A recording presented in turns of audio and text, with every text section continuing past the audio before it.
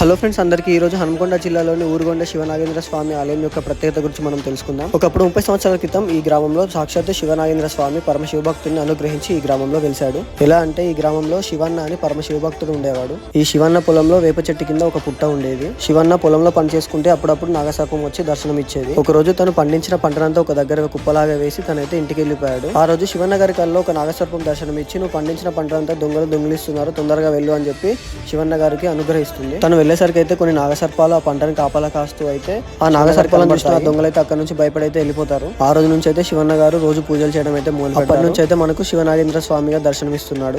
అప్పటి నుంచి అయితే గ్రామంలో ఏ సమస్యలు వచ్చినా శివనాగేంద్ర స్వామిని దర్శించుకుంటే తీరుతాయని చెప్పి ఇక్కడ ప్రజల యొక్క నమ్మకం. ఈ గ్రామం నుంచే కాకుండా చుట్టుపక్కల గ్రామాల నుంచి కూడా వచ్చి ప్రజలు శివనాగేంద్ర స్వామిని అయితే దర్శించుకొని అయితే వెళ్తారు.